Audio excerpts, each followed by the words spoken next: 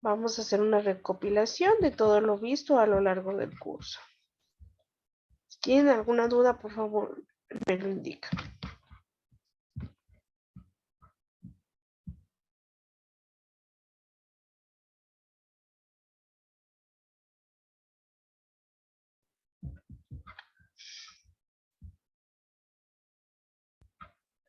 Bueno,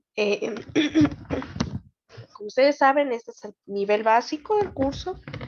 En este nivel hemos tratado de abarcar las nociones más básicas, conceptos muy sencillos para que ustedes puedan comprender ya cuando estemos hablando de medicamentos, que ya los hemos hablado un poco de distintos medicamentos. Sin embargo, vamos a recalcar todas estas dudas que tal vez ustedes tengan. Bueno, incluso hay algunas personas que se conectaron después, entonces esto es ideal para las personas que en este momento tengan sus dudas, podemos resolverlas. De manera muy breve, ya saben, y los que tal vez son nuevos, que el rol del auxiliar de farmacia envuelve una serie de actividades donde principalmente ustedes se centran en la atención al paciente. El rol que ustedes cumplen es muy importante. Estar en una farmacia es muy distinto a lo que yo les puedo estar contando en este momento. Yo lo que hago es darles las pautas, darles ciertos consejos. Sin embargo, la adaptación cuando uno está en farmacia es un proceso. Poco a poco ustedes van a ir conociendo cuál es la logística de la farmacia, cuál es la manera en la que se desenvuelven, pero sin embargo, ustedes tienen que tener muy claros cuáles son sus actividades, las actividades que tienen que cumplir en una farmacia. Inicialmente, su actividad es dispensar medicamentos y productos, porque generalmente lo que pues llega a una farmacia es que llega un paciente, generalmente con una receta, y cuando no, pues ustedes tienen que tener el conocimiento necesario para poderle sugerir algún medicamento acorde a los síntomas que les identifica el paciente. Toda farmacia tiene lo que es un software farmacéutico, manejan a nivel digital todo lo que hay en farmacia, sobre todo si estamos hablando de farmacias grandes, de farmacias en cadena.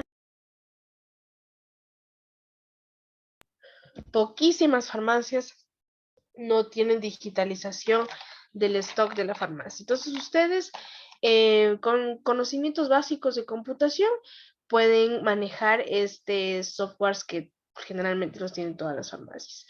Por supuesto, la atención al paciente, no tanto recordemos que es un cliente, sino más bien es un paciente que viene con un problema de salud, con alguna patología. Siempre, por supuesto, tenemos que mantener la mayor cordialidad, la mayor empatía, ya que son pacientes, son personas que ya llegan con un problema a recibir tal vez consejería de nuestra parte, entonces siempre hay que mantener la mayor cordialidad del mundo. Ustedes también van a ser los encargados de tener un control de stock de medicamentos y de los productos. El control de stock de medicamentos para las personas que no están acompañándonos desde la primera clase, el stock de medicamentos es verificar y cuantificar los medicamentos o productos que estén en farmacia. Ustedes tienen que estar completamente al día para saber qué es lo que tiene más salida. Por ejemplo, yo tengo este medicamento que se vende muchísimo, entonces yo ese medicamento ya sé que tiene una salida, tiene bastante salida. Yo no puedo dejar de tener este medicamento en stock en mi farmacia. Asimismo, los medicamentos hay que controlar las fechas de vigencia. Los medicamentos, por supuesto, como todo producto, tiene sus fechas de caducidad y ustedes son los encargados de verificar si los medicamentos están a punto de vencer o si ya están cumpliendo con su tiempo determinado para la devolución, que ya lo hemos hablado y hoy nuevamente lo vamos a recalcar cuál es este tiempo. Siempre hay que tener mucho cuidado con que los medicamentos no se venzan, porque si los medicamentos ya pasan su fecha de vencimiento, o su tiempo mínimo de devolución. Es un medicamento perdido para la farmacia y esto puede ser un llamado de atención para ustedes. Por supuesto, ustedes se van a ir poniendo al día, van a ir adquiriendo nuevos conocimientos y van a conocer las distintas formas farmacéuticas y las vías de administración. Ya sabemos qué es una forma farmacéutica y cuáles son sus vías de administración, pero hoy nuevamente lo vamos a recalcar. Formas farmacéuticas existen muchísimas, entonces siempre tenemos que conocer que a veces de un mismo medicamento se derivan distintas formas del mismo.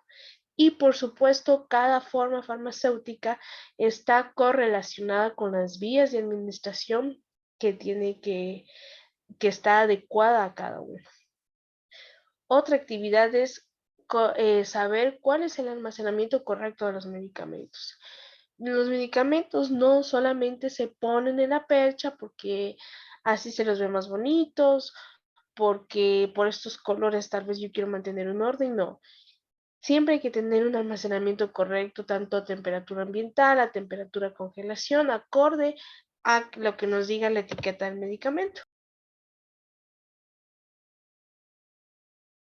Y por supuesto, con las obligaciones que ustedes tienen como auxiliares de farmacia, también tienen sus beneficios.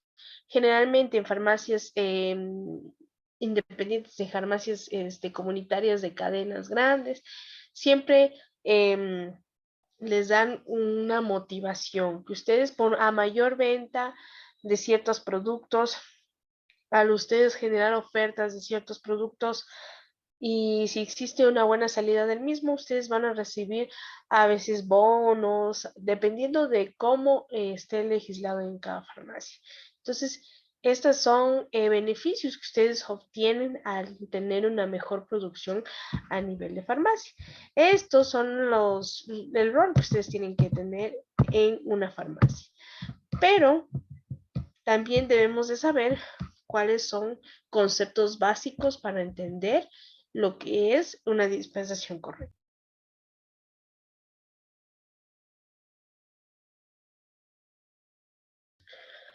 Esos son conceptos sumamente básicos que ustedes tienen que conocerlos, tenerlos en cuenta y más que nada para que tengan un entendimiento global de lo que ya hemos hablado.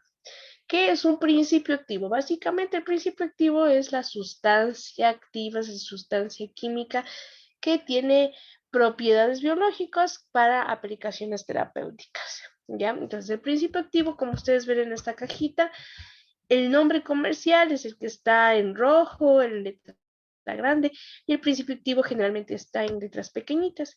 El principio activo es lo que contiene el medicamento. Es decir, yo tengo umbral. El umbral es el nombre del medicamento, pero ¿qué es lo que hay en sí en ese medicamento? ¿Qué es lo que contiene? ¿Cuál es la sustancia? ¿Cuál es el nombre del medicamento? Es la sustancia activa, es paracetamol. ¿Ya? Entonces, el principio activo, siempre recuerden que es la sustancia que contiene el medicamento. A veces los principios activos vienen mezclados conjuntamente con otros, existen dos o tres, no necesariamente tiene que existir uno solo por cada medicamento. Generalmente se complementan varios para generar una mejor aplicación terapéutica para el paciente. Entonces, principio activo es lo que está en sí dentro del medicamento.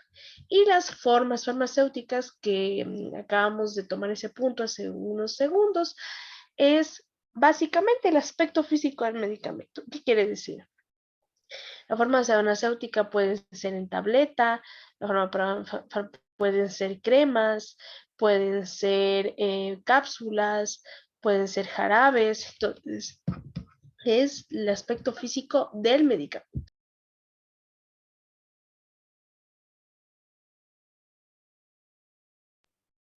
Si el medicamento es una crema, siempre que hablemos de formas farmacéuticas, como su nombre mismo lo dice, es la forma del medicamento. Otro concepto, por favor chicos, si tienen dudas, me lo dicen. Son los excipientes. Todo medicamento, absolutamente todo medicamento tiene algo que se llama excipiente. Un excipiente es una sustancia que tienen todos los medicamentos, pero es una sustancia que no tiene, es farmacológicamente inerte, es decir, no va a tener ninguna acción terapéutica. La única funcionalidad de los excipientes es darle ciertas características.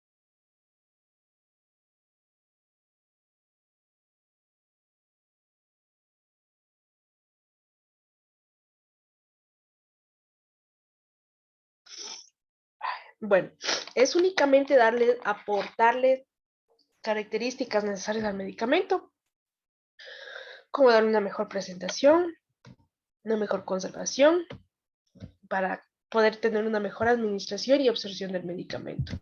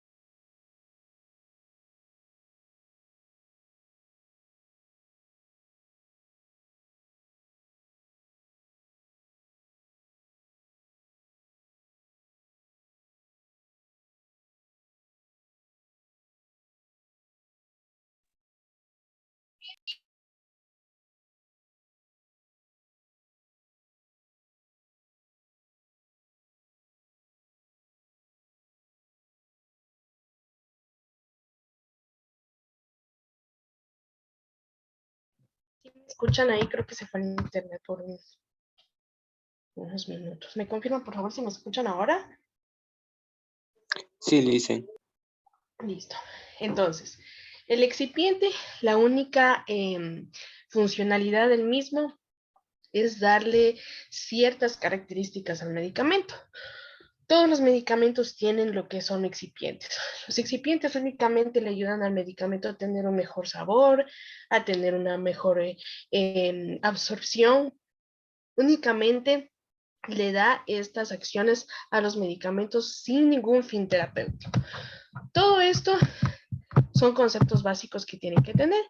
Y la farmacología, pues bueno, que es una ciencia que estudia la actividad de los fármacos en todos los organismos vivos, en este caso en los seres humanos. ¿Qué es un efecto farmacológico? Es el efecto que tiene una manifestación correspondiente a una acción farmacológica en cada paciente. Si yo, por ejemplo, tomo un antipirético, el efecto va a ser disminución de la fiebre. Si yo tomo un AINE, el efecto va a ser antiinflamatorio, entre otros más. Y todo medicamento tiene lo que son las muy conocidas reacciones adversas. Si habrán escuchado hablar anteriormente de que este medicamento tiene reacciones adversas, lo que quiere decir es que son reacciones que no se esperan, no son favorecedoras de un medicamento, son efectos no deseados que surgen en el curso de la administración de los medicamentos. hay medicamentos que son recetados de por vida para pacientes y los pacientes tienen que hacer un manejo de estas reacciones incluso con otros medicamentos, o hay medicamentos que únicamente son temporales y que por supuesto generan reacciones adversas. Las más conocidas son mareo, fatiga, náuseas, e incluso irritación cutánea. Algunos crean ansiedad, otros incluso crean dolor en ciertas partes del cuerpo, crean cefaleas, crean dolores de cabeza. Entonces, todos los medicamentos tienen reacciones adversas. Lo único es que ciertas personas a veces las generan, ciertas personas lo pasan desapercibido, pero todos los medicamentos generalmente tienen esos efectos no deseados. Y como ya también lo hemos visto antes, todos los medicamentos cumplen unos procesos, que es la farmacocinética y la farmacodinámica. En forma muy resumida, la farmacocinética es lo que el organismo le hace al fármaco. Entonces, cómo el organismo le genera acciones al medicamento. Y la farmacodinamia es lo que el fármaco le hace al organismo. Es decir, si el fármaco al organismo tal vez le crea alguna reacción, entre otras situaciones. También hablamos de lo que son las formas farmacéuticas. Ya les di un concepto muy básico de lo que son las formas farmacéuticas aquí, que nada más es el aspecto físico, como ustedes ven aquí, es el aspecto físico de un medicamento. Entonces vamos a hablar de lo que son las formas farmacéuticas más usadas, que generalmente son estas, pero sí hay algunas más.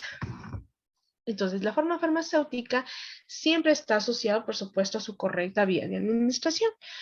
Tenemos las formas farmacéuticas líquidas, que pueden ser gotas, pueden ser los jarabes infantiles, las infusiones, las maceraciones, los elixires, eh, todos estos medicamentos que literalmente son líquidos están en las formas farmacéuticas líquidas. Los rectales, que se encuentran en forma sólida, como supositorios y pomadas. Y formas líquidas también tenemos por vías de administración rectal, por enemas. Tópicas, ¿qué quiere decir? A nivel de la piel. Encontramos, por ejemplo, lociones, polvos, pastas, ungüentos, todos estos shampoos incluso, y los shampoos que a veces son dermatológicos, que tienen principios activos, que son específicamente recetados por los doctores, dermatólogos, son considerados un medicamento, ya que tienen una forma farmacéutica y una vía de administración tópica. Los colirios también ingresan en el área tópica porque entran en directo contacto con las mucosas. Eh, y las gotas ópticas, es decir, de los ojos, de la nariz. También están las formas farmacéuticas sólidas, como los comprimidos, las cápsulas, las pastillas, las píldoras, los medicamentos liofilizados, esos que vienen en polvito y que uno tiene que homogeneizarlo, liofilizarlo con agua caliente. Todos estos son varias formas farmacéuticas que existe un sinfín, existe un abanico de opciones en farmacia, sobre todo a veces de un mismo medicamento se derivan varias formas farmacéuticas. Pero las vías de administración, entre las más comunes, por supuesto que ustedes las van a ver en farmacia, son las siguientes. Encontramos lo que es la vía enteral, ¿qué quiere decir? Entre estas está lo que es la vía oral, y ya sabemos que esta vía es de las más comunes, porque generalmente se llega a farmacia, pide una pastilla y el público en general está acostumbrado a utilizar medicamentos con la simple ingesta del mismo. La vía sublingual, que es nada más la acción de poner un medicamento debajo de la lengua, no hay que masticarlo, sino únicamente esperar a que el medicamento se derrita por el calor mismo de la cavidad, y con esto las mucosas van a tener una rápida absorción del medicamento.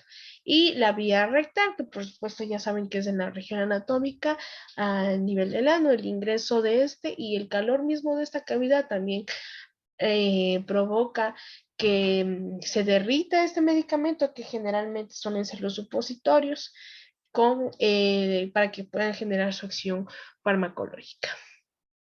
También existe la vía de administración tópica a nivel de la piel y a nivel de las mucosas, como la vía ocular, que aquí entran, por ejemplo, lo que son los colinos, la vía inhalatoria, que también ya lo vimos, por ejemplo, los broncodilatadores, la vía nasal, la vía vaginal también, que por ejemplo aquí encontramos lo que son los óvulos, y la vía parenteral, aquí encontramos lo que son líquidos. Está la vía intravenosa, por supuesto que ya sabemos que se tiene que hacer a través de las venas, como su nombre mismo lo dice. Un beneficio de hacerlo a vía intravenosa es que la acción terapéutica va a ser muchísimo más rápida que si una persona está usándolo por vía oral. También podemos controlar la cantidad exacta del medicamento que se desea emplear en el paciente por vía intravenosa.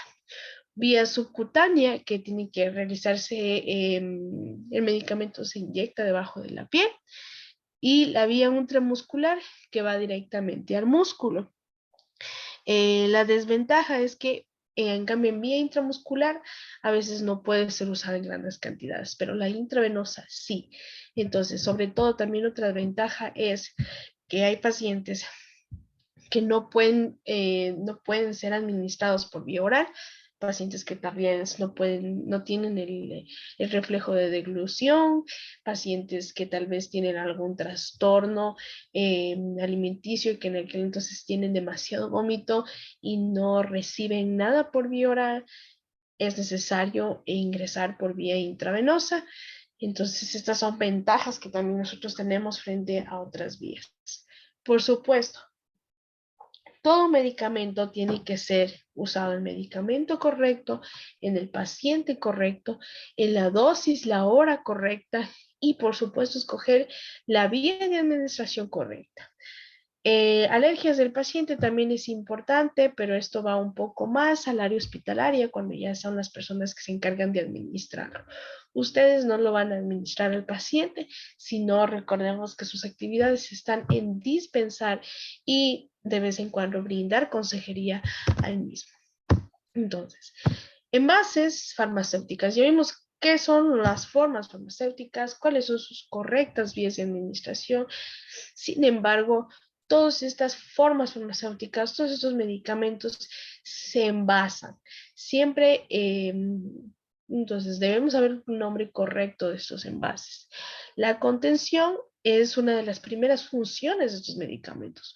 Yo no puedo tener un medicamento que me lo den simplemente en una fundita, la pastillita, que me lo den en cualquier fundita X, no, sino que siempre cada pastilla, cada jarabe, cada comprimido tiene que ir en el envase original que viene desde farmacia, porque la contención del mismo es muy importante, ya que asegura la protección, asegura el producto, con el fin de tener una mejor manipulación y por supuesto también su buen transporte y también la información, que es muy útil.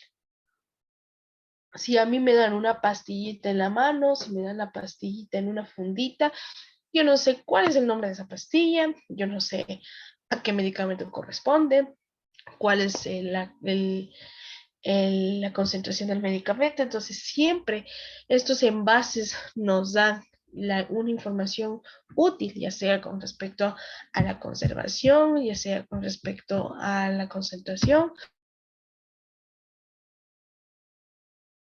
Entonces, son información que nosotros tenemos que saber, tanto nosotros como el paciente, porque el paciente también tiene que saber cuál es el medicamento que tiene y para que con esto él sepa también cómo debe tomarlo, cuándo debe tomarlo. Y también en una funcionalidad de los envases, pues es de que cada laboratorio les da una personalización acorde a su empresa. Generalmente, incluso pueden ser que ellos ya van desarrollando un marketing, van desarrollando una marca, todo un logotipo con el fin de incluso atraer ventas, fidelizar a los clientes. Hay pacientes que a veces incluso ya conocen el medicamento y hay distintas opciones del mismo medicamento con otros laboratorios y a veces los pacientes ya se quedan con un laboratorio, son pacientes que tienen el mismo, tienen que tomar este medicamento de forma regular y a veces les gusta ya quedarse con ese laboratorio. Pero en sí los envases se clasifican en estos. El envase primario, lo que corresponde al blister, que el blister no es nada más que ese envase, esa película gris, que todos los conocemos, que vienen las pastillas.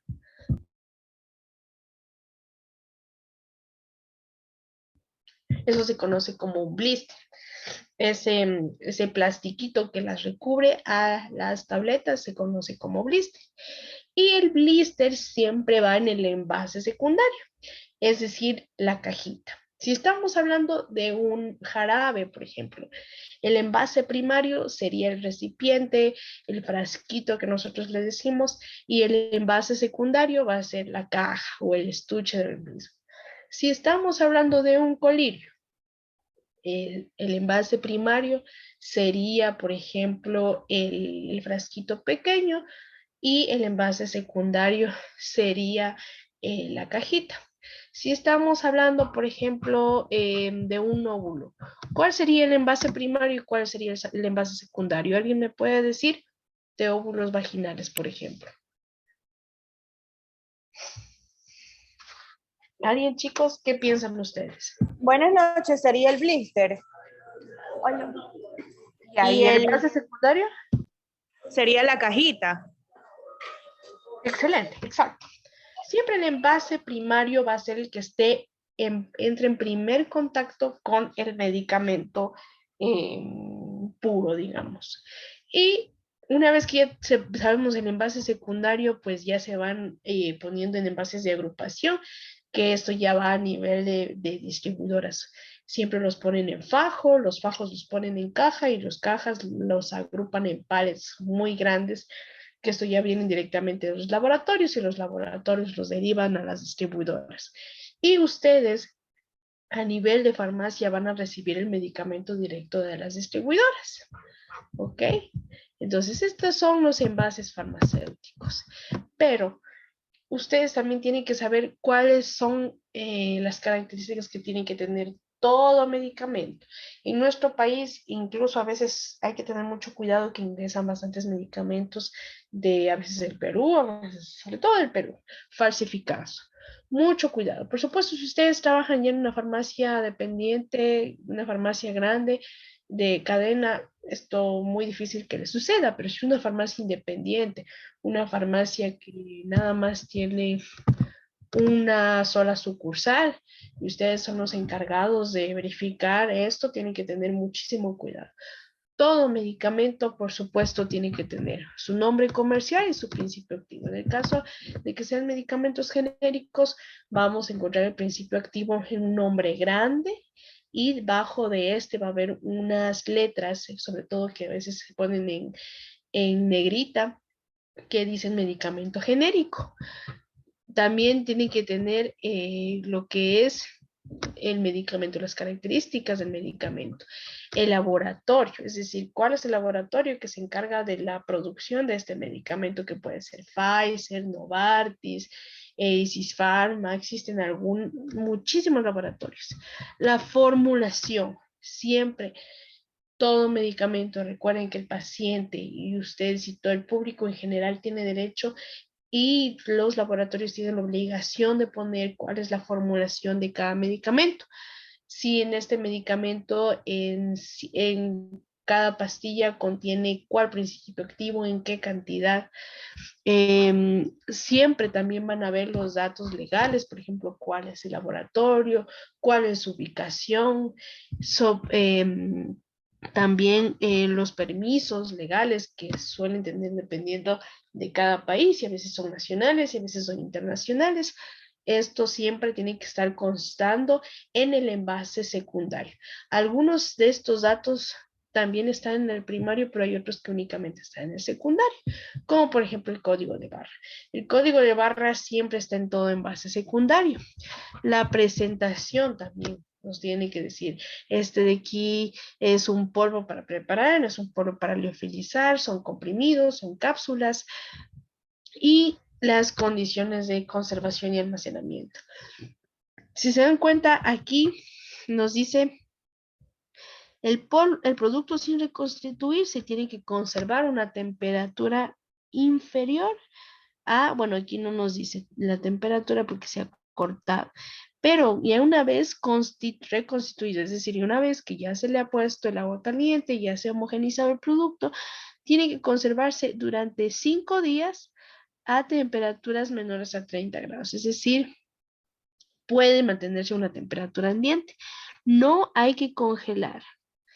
Entonces, ¿por qué? Si este medicamento ya nos dice así, nosotros tenemos que seguir al pie de la letra estas indicaciones. Si nosotros, por ejemplo, este medicamento que dice no congelar, no hiciéramos caso, lo congeláramos y obviamente para poder hacer uso del mismo hay que descongelarlo y el medicamento pierde su estabilidad. Incluso corremos el riesgo de que el principio activo ya no cumpla la acción terapéutica que nosotros deseamos. Entonces, siempre hay que seguir al pie de la letra todas las indicaciones de los medicamentos. Todas estas son las características que tienen que tener con el envase secundario. El envase primario sí siempre tiene lo que es el nombre comercial, el nombre genérico, la concentración, también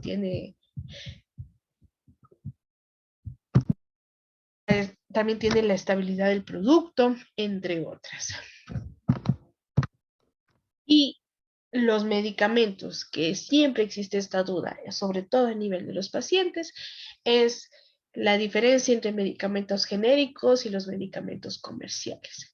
Bueno, la bibliografía lo que nos dice es que los medicamentos genéricos como los de marca son muy iguales a nivel de eficacia, son muy eficaces, son seguros, tienen una calidad asegurada y tienen el mismo principio activo, también tienen la misma dosis, la misma dosis farmacéutica. Entonces, la bibliografía nos dice que no hay gran diferencia entre medicamentos genéricos que con medicamentos comerciales.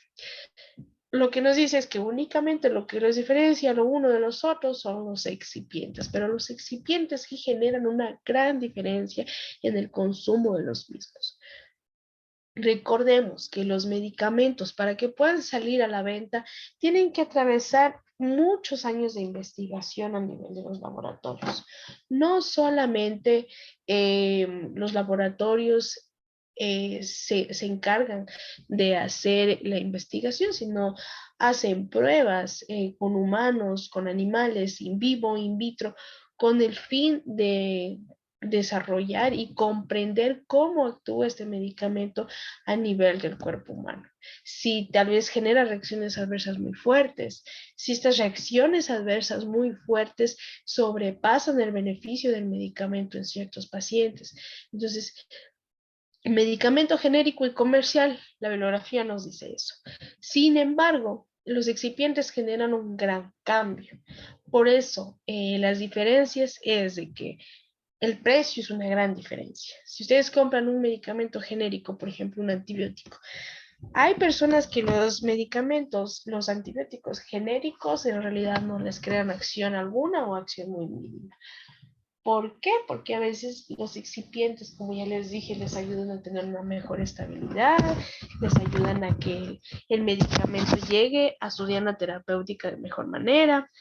El precio es una gran diferencia. Los excipientes, la apariencia y el laboratorio también son diferentes, pero son iguales en eficacia, en seguridad y en calidad.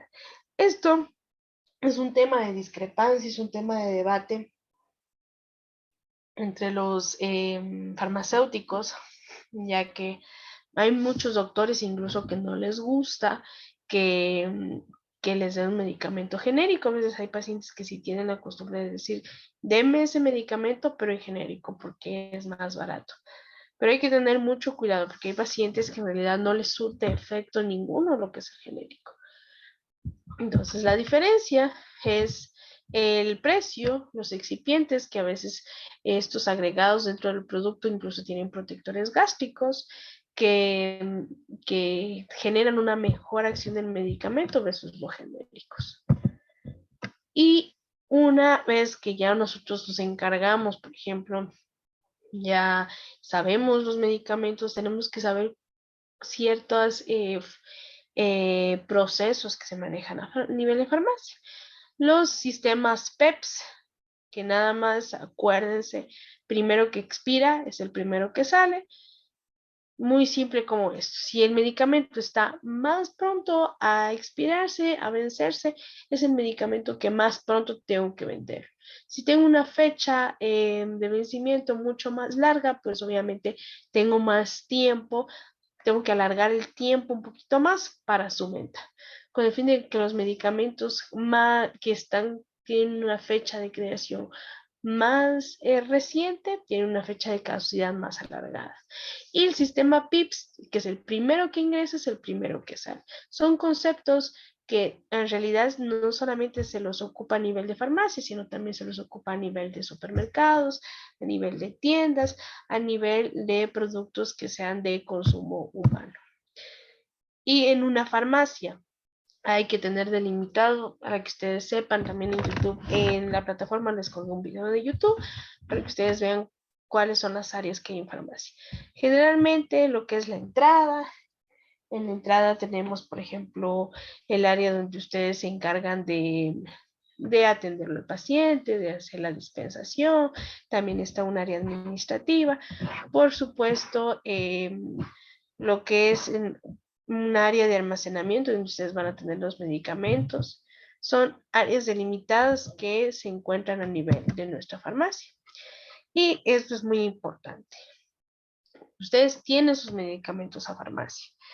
Y si ustedes tienen que estar atentos a las fechas próximas a caducar en los medicamentos. Existe lo que es la devolución de medicamentos caducados, que se tiene que dar en un plazo de 60 días antes de la fecha de caducidad.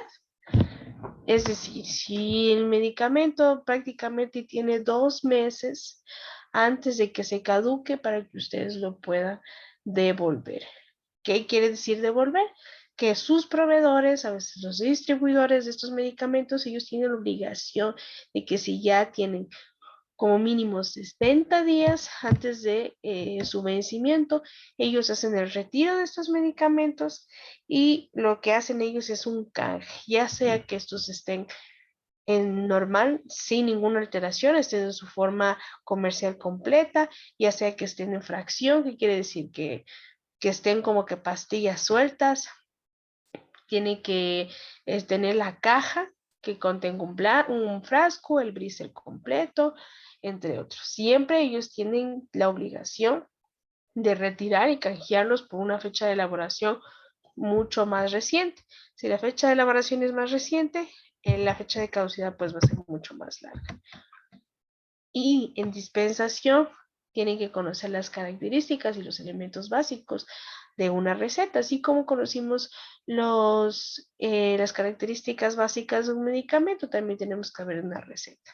En la receta generalmente va el nombre del paciente, también va lo que es el nombre del médico, su registro, en este caso en nuestro país es el registro de SANESI del médico, del profesional que emite esta receta. También está el nombre del establecimiento en ocasiones, importante el nombre del paciente, el nombre del producto farmacéutico, la concentración, la forma farmacéutica es muy importante porque a veces el mismo medicamento tiene la misma concentración, pero la forma farmacéutica son muy distintos. Lo encontramos en tabletas, lo encontramos en comprimidos, lo encontramos en tabletas sublinguales. Entonces es muy importante que todos estos datos estén bien puestos a nivel de la receta. La parte de la posología también esto es para el paciente, porque ellos tienen que tener en cuenta cómo deben de tomarlo, cuál es la duración del tratamiento. Ustedes también van a tener que revisar cuántas son las unidades del medicamento mandado. ¿Cuándo ha sido la expedición de la receta? Esto es importante, sobre todo en recetas especiales que son sujetas a psicotrópicos y estupefacientes. una firma del médico, muy importante, y ustedes tienen que tener guardadas estas recetas siempre y cuando sea posible, pero las que sí son estrictamente que tienen que guardarlas son las recetas especiales, que son las recetas que únicamente están derivadas para medicamentos psicotrópicos y estupefacientes. Estos medicamentos psicotrópicos y estupefacientes son regulados en nuestro país por el ARCSA, que el ARCSA es la Agencia de Regulación Sanitario a nivel de nuestro país, que en nuestro caso nos regula las farmacias. Ustedes, la entidad de nuestro país que nos regula es ARCSA. Cualquier cosa que ustedes les van a notificar es a ARCSA. Así que esta entidad pública lo que hace es tener un manejo y medicamentos regulados como los psicotrópicos y estupefacientes. Cuando ustedes estén en farmacia ya van a conocer cuáles son, que son muchísimos. Hay farmacias que a veces sí tienen mucha salida, a veces otros que tienen muy poca y otros que incluso no tienen ninguna, que siempre declaran en cero. ¿Por qué estos medicamentos tienen una receta especial? Exactamente, tienen que enviarse en esta receta. Tal cual como ustedes la ven en la foto, esa es la receta exacta que ustedes tienen que coger y van a recibir en farmacia. Estas recetas se les da únicamente a médicos que hayan solicitado un permiso al ACES para poder emitir estas recetas, ya que ustedes en farmacia, ¿qué es lo que va a suceder? Va a llegar un paciente em, con esta receta, perdón, a su farmacia, si ustedes constan del producto, constan del medicamento, la parte izquierda se va a quedar con ustedes en farmacia. La parte izquierda lo que nos va a decir es el nombre del paciente, cuáles son la cantidad del medicamento, el nombre del medicamento, nombre genérico, comercial y datos del paciente. Y en la parte derecha es la parte que se va a quedar con el paciente. Y aquí van a estar las indicaciones, cómo debe usar el medicamento, cada cuánto. Y esta es la parte derecha, se va con el paciente y la izquierda se queda con farmacia. Si ustedes cometen el error de a un paciente no retenerle la parte izquierda de la farmacia, van a tener un problema, porque al final de cada mes el bioquímico o el responsable técnico de la farmacia tiene que hacer un reporte mensual obligatorio al ARCSA con los medicamentos que se tienen que reportar. Entonces, esta parte izquierda tiene que quedar guardada en farmacia. Por supuesto, en un lugar que tenga poco acceso, porque estos medicamentos a veces hay personas que los utilizan con fines recreativos, pero estos medicamentos son tan regulados en nuestro país, con mezclarlos con alcohol o con otras sustancias, tienen efectos recreativos que a veces que son nocivos para la salud, tanto mental como física. Entonces, muy importante y especial restricción con estos medicamentos y con estas recetas. También ustedes van a tener que guardar la factura, la receta y siempre van a tener que estar en constante contacto con el representante técnico. Y los medicamentos. Una vez ya hemos visto, por ejemplo, el día de hoy vamos a avanzar a ver lo que es la clasificación de medicamentos a nivel del sistema respiratorio. Los broncodilatadores, ya los vimos así la semana pasada, que son medicamentos que se encargan de dilatar las vías respiratorias. Generalmente, estos medicamentos se les da a pacientes asmáticos, a pacientes que tienen la EPOC, que es la enfermedad pulmonar obstructiva crónica. Son enfermedades que generalmente no son causadas por microorganismos, no son causadas por virus, por bacterias, sino más bien son enfermedades fisiológicas o a veces derivados incluso por pacientes que ya tienen tos crónica, tos seca, a veces la tos del fumador. Hay personas que ya al consumir tanto tabaco a nivel de su vida generan una tos así muy seca, que es una tos que en realidad se ve que ya afectan a su vida diaria. Entonces, los broncodilatadores son medicamentos que ensanchan, que dilatan las vías respiratorias, relajan todo este músculo liso que rodea las vías aéreas. Si yo tengo un paciente asmático, la vía aérea tiende a estrecharse. Entonces, este medicamento nos ayuda a que se ensanchen, a que se dilate. Al dilatarse esta vía respiratoria, logramos que exista un flujo de aire continuo y así el paciente pueda tener una respiración correcta. Dentro de los broncodilatadores, como su nombre mismo lo dice, dilatador de los bronquios, encontramos estos 3 medicamentos que tienen diferentes mecanismos de acción. Están primero, hay 3 grupos, los estimulantes beta-2 adrenérgicos. Dentro de estos encontramos los de acción corta, larga y los ultra larga. Los de corta son un promedio de 3 a 6 horas su duración. Los de la acción larga tenemos alrededor de mediodía. Y los de ultra larga ya son medicamentos que pueden llegarse a usar una vez al día. Un consejo que yo les doy cuando ustedes estén hablando de broncodilatadores y si ya encuentran estos medicamentos con estas terminaciones en sus palabras, ya podemos estar hablando de que son broncodilatadores. Por ejemplo, salbutamol, si se dan cuenta, levosalbutamol, terbuterol, si se dan cuenta que acaban en mol o en ROL. Cuando ustedes ya dense cuenta de estas terminaciones, es un tip para que ustedes se den cuenta que estamos hablando de broncodilatadores. Entonces, estos están en el primer grupo de los estimulantes beta-2 adrenérgicos. También están los anticolinérgicos, que como por ejemplo el bromuro de hipatropio, que es muy conocido, tiene una acción lenta de 30 a 60 minutos después de la inhalación. Sin embargo, tiene una acción de entre 6 y 8 horas. Y la teofilina, que es un medicamento que anteriormente era usado, sin embargo, les voy a comentar que antes era muy usado por su bajo costo, pero su eficacia a la final no era la deseada. Tenía muchos efectos secundarios que hoy en día han sido descontinuados generalmente y son más usados otros medicamentos como por ejemplo los beta-2 adrenérgicos. Estos medicamentos son muy usados en las personas que tienen enfermedades respiratorias también, pero a veces estos medicamentos son un poquito costosos y estas son las desventajas de estos medicamentos. ¿Cuáles son? Encontramos lo que es el salbutamol, en su forma comercial el Ventolin, el bromuro de hipatropio, que estos generalmente son para hacer nebulizaciones, que vienen unos viales que uno los pone con cloruro de sodio y únicamente el paciente se pone como una especie de máscara, un inhalador, para hacer unas nebulizaciones. Este es el famoso salbutamol, el Ventolin, que es nada más un inhalador.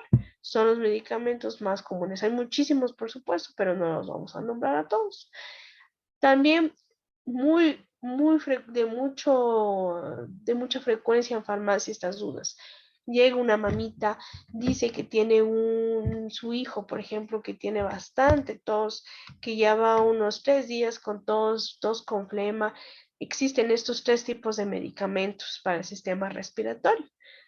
Los antitusivos, que son medicamentos como su nombre mismo lo dice, siempre fíjense muchísimo en los nombres. Si es antitusivo, su palabra nos dice como que antitos.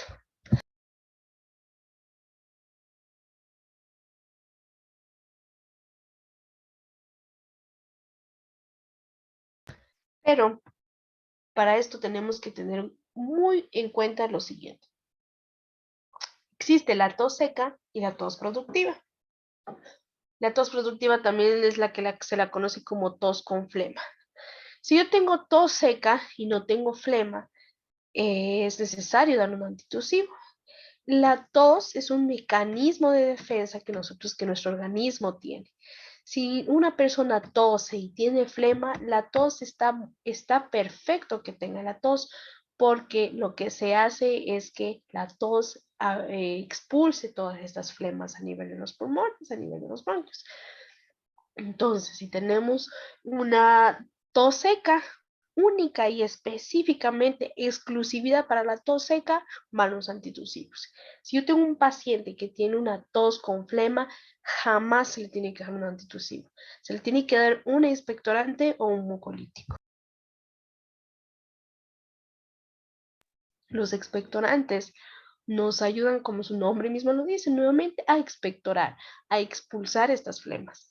Y los mucolíticos, en cambio, disminuyen la viscosidad de las flemas, lo que ayuda a su expulsión. Entonces, a veces estos medicamentos incluso vienen asociados a otros principios activos, como antihistamínicos, como broncodilatadores. Algunos incluso vienen asociados a algún AINE, con el fin de mejorar e incluso a expulsar las flemas. Entonces, si yo les pongo este ejemplo, viene una señora a farmacia, les consulta, les dice, yo tengo mi hijo que tiene 3 días de evolución, tiene bastante tos, ¿ustedes qué les darían? ¿Un antitusivo, un expectorante o un mucolítico? ¿Qué me pueden decir?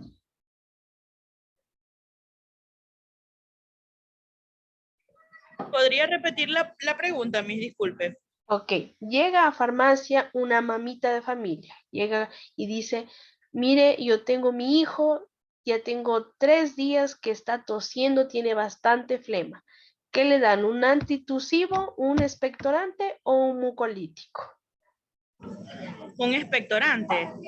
Ya, excelente, exacto. O un expectorante o puede ser un expectorante como mucolítico, pero jamás podemos cortar la tos. Si nosotros cortamos la tos, estamos cortando la acción de expulsar las flemas. Entonces, eso de que uno piensa de que la tos hay que cortarla, eso está completamente erróneo. Entonces, esas son las acciones que hay que tomar cuando un paciente tiene una tos seca o una tos productiva, que la tos productiva se le llama a la tos con flema. Los medicamentos que, por ejemplo, tenemos un antitusivo, por ejemplo, es la codeína, que la codeína, en cambio, sí nos ya elimina ese reflejo de toser, que esto ya, por ejemplo, es en los pacientes que no tienen flema. La N-acetilcisteína, muy conocido como Fluimucil, que lo encontramos en sobres, también en polvos que vienen en sobre, perdón, los polvos, también incluso lo encontramos en pastillas efervescentes, que el Fluimucil es un mucolítico que ayuda a que las flemas tengan menor densidad y por ende se expulsen más rápido. Y el Ambroxol, que también es un medicamento muy conocido. Por supuesto, tiene sus reacciones adversas, como son, en el caso de los antitusivos, pueden generarnos lo que es estreñimiento, sedación, dependencia, incluso a veces de este medicamento, pero esto es ya cuando existe un uso excesivo de estos medicamentos. Y el día de hoy también vamos a hablar de lo que son los antihistamínicos, que los antihistamínicos son medicamentos que tienen que usarse en procesos alérgicos. Cuando ustedes están atravesando una rinitis alérgica, una conjuntivitis, una urticaria a nivel del cuerpo, un rash cutáneo. Los antihistamínicos no son medicamentos curativos, sino más bien son medicamentos que aplacan los síntomas, tal vez de alguna intoxicación alimentaria. Y existen los de primera generación y los de segunda generación.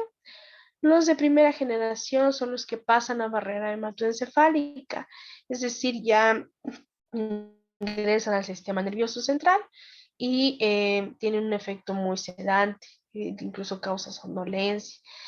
A veces incluso está contraindicado el manejo de automóviles, manejo de maquinaria pesada, cuando se está utilizando los medicamentos de primera generación, y los de segunda generación son más usados hoy en día, ya que no tienen este efecto sedante, tienen una mayor biodisponibilidad en nuestro organismo y tienen muy pocos efectos a nivel del sistema nervioso. Otro tip, por ejemplo, encontramos, para que ustedes sepan que estamos hablando de antihistamínicos, fíjense la terminación: cetiricina, desloratadina, levocetirizina, loratadina. Si se dan cuenta, todos acaban en ina. Entonces ustedes así ya más o menos se van aprendiendo que estos son antihistamínicos. No sé si alguien tiene alguna duda hasta este momento.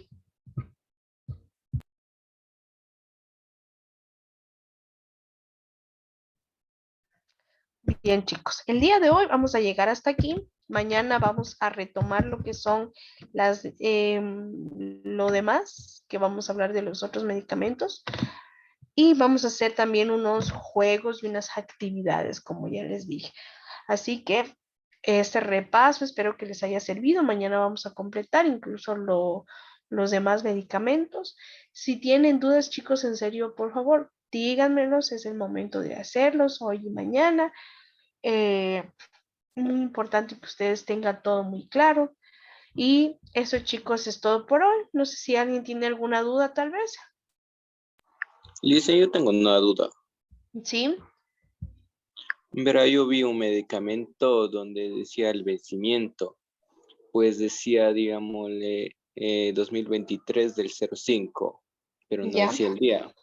¿Eso qué pasa? ¿Es cuando, o sea, cuando va a comenzar el mes o cuando termina el mes? Eso no entiendo. No. Tiene que estar, siempre el medicamento tiene que constar el día y el mes y el año. Ya, entonces no sé si tal vez a tu medicamento se le borró, no sé la procedencia de tu medicamento, pero ARXA siempre lo que nos indica es que tiene que estar de manera concreta la fecha del medicamento.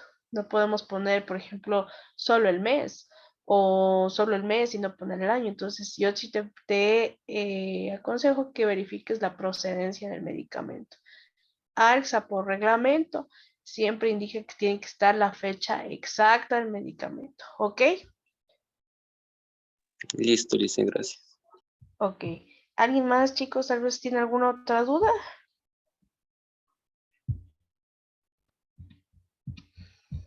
Si no hay más dudas, pueden hacerlo incluso si tal vez les va surgiendo conforme van revisando la clase, pueden hacerlo por mi numerito de WhatsApp.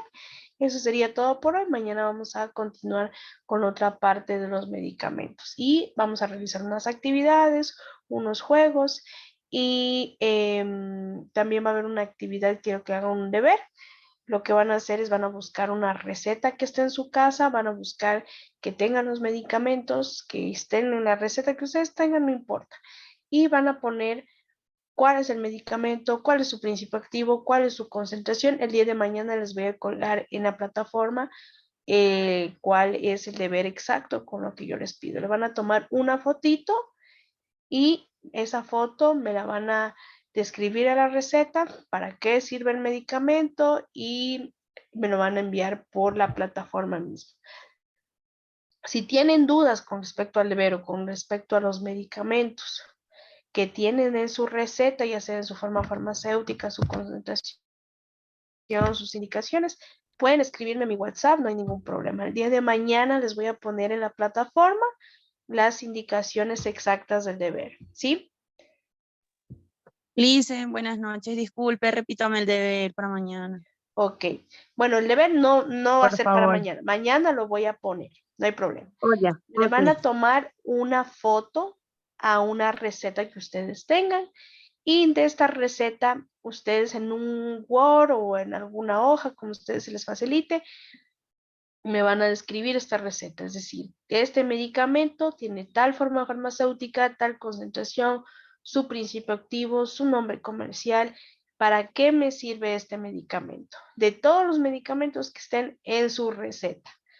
Si tienen cualquier duda, no entienden, no comprenden bien los conceptos, tal vez están confundiendo un poco las definiciones, escríbanme. Lo importante es que con este deber ustedes comprendan exactamente las diferenciaciones de los productos, de la receta y todo esto. Y me van a decir si la receta tal vez le falta algo, alguna cosa. Yo mañana les voy a poner exactamente las indicaciones del deber para que ustedes lo puedan realizar.